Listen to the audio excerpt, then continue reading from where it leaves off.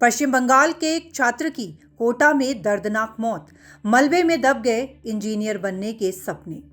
देख रहे हैं खबर समय, मैं हूं आपके साथ प्रतिभा। राजस्थान का कोटा, वो शहर जहां पूरे भारत से छात्र अपने भविष्य के सपने लेकर पहुंचते हैं। माँ बाप अपनी जमा पूंजी, उम्मीदें और भरोसा इन बच्चों के हाथ में सौंप कर उन्हें कोटा भेजते हैं। उन्हें भरोसा होता है कि यहाँ उनका बच्चा सुरक्षित रहेगा, पढ़ेगा, आगे बढ़ेगा और एक दिन उनके सपनों को हकीकत में बदलेगा। लेकिन सवाल ये है कि क्या कोटा में पढ़ने आए ये बच्चे वाकई सुरक्षित हैं, या फिर जर्जर इमारतें और लापरवाही उन सपनों को मलबे में बदल रही है।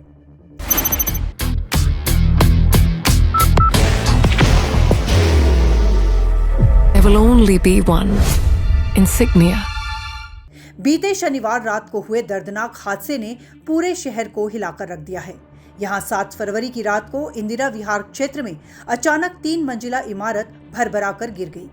हादसे के बाद मलबे में दबने से 2 लोगों की मौत हो गई। वहीं दुर्घटना में घायल हुए 13 लोगों का अभी भी अस्पताल में इलाज चल रहा है।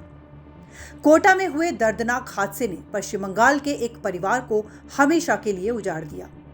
3 मंजिला इमारत ढहने की इस घटना में पश्चिम बंगाल के रहने वाले छात्र आर्यन की मौत हो गई है। शनिवार रात करीब 9 बजे 3 मंजिला इमारत अचानक ढह गई। जानकारी अनुसार तलवंडी इलाके में इस बिल्डिंग के अंदर एक रेस्टोरेंट चल रहा था। घटना के समय कुछ ग्राहक और रेस्टोरेंट में काम करने वाले 12 बाहर की भागदौड़ अब नहीं तोड़ेगा आपके घर का सुकून। SBM गोल्ड UPVC विंडोज, आपके घर का सुकून। से 15 कर्मचारी मौजूद थे। इस घटना को लेकर प्रत्यक्षदर्शियों ने बताया कि उन्हें आवाज आई जैसे कई सारे पटाखे एक साथ छूट रहे हों। वे तुरंत मौके पर पहुंचे। रात करीब 9 बजे ब्लास्ट जैसी आवाज आई और बिल्डिंग नीचे गिर गई। धूल का गुबार उठा, अंधेरा छा गया और फिर चीखें, बचा लो, हमें बचा लो। मलबे के नीचे जिंदगियां फंसी हुई थी। कहीं किसी का हाथ बाहर निकला हुआ था तो कहीं किसी का पैर। हादसे में 20 साल के कोचिंग स्टूडेंट और 14 साल के बच्चे ने अपनी जान गंवा दी। वहीं 13 घायलों का कोटा मेडिकल कॉलेज अस्पताल में उपचार जारी है।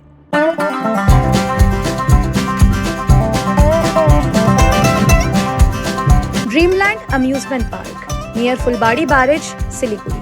फिलहाल इमारत गिरने की वजह साफ नहीं हो पाई है, लेकिन इस बात की जानकारी सामने आई है कि इस बिल्डिंग के पीछे की बिल्डिंग में कई दिनों से काम चल रहा था। डेली ड्रिल मशीन, हैमर चलते थे, जिसके कारण पूरी बिल्डिंग में वाइब्रेशन हो रहा था, लेकिन इस पर किसी ने ज्यादा ध्यान नहीं दिया। प्रत्यक्षदर्शी से मिली जानकारी के अनुसार पहले ही बिल्डिंग में कंपन का एहसास हो रहा था। अन्य कर्मचारियों को भी वाइब्रेशन की जानकारी थी, लेकिन इसे गंभीरता से नहीं लिया गया। मिली जानकारी के अनुसार पश्चिम बंगाल के कूच बिहार से आर्यन इंजीनियर बनने का सपना लेकर कोचिंग करने के लिए कोटा गया था। वो शनिवार को अपनी मां सुधिता के साथ भोजन करने गया था, लेकिन किसे पता था कि आर्यन का सपना सपना ही रह जाएगा। होनी को कुछ और ही मंजूर था।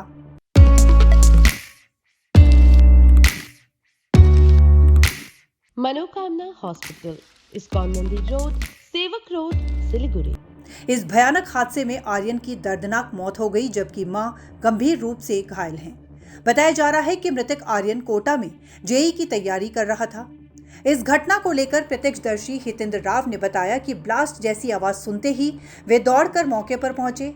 सामने दहली स्पाइसी रोल की छत जमीन पर पड़ी हुई थी। कुछ बच्चे किसी तरह मलबे से निकलकर भाग रहे थे, लेकिन अंदर से लगातार बचाओ बचाओ की आवाजें आ रही थी। देखते ही देखते वहां चीख पुकार मच गई। पहले तो लोगों ने अपने स्तर पर ही बचाने का प्रयास किया और सूचना मिलते ही पुलिस और SDRF की टीमें मौके पर पहुंची और रेस्क्यू ऑपरेशन शुरू किया। मौके पर मौजूद लोगों के अनुसार शहर के इंद्र विहार इलाके में नॉनवेज रेस्टोरेंट का अवैध रूप से संचालन किया जा रहा था। रेस्टोरेंट संचालक ने नगर निगम से कोई NOC भी नहीं ले रखी थी। इस दर्दनाक हादसे को लेकर प्रशासन का कहना है कि इस मामले में अभी गहन जांच जारी है।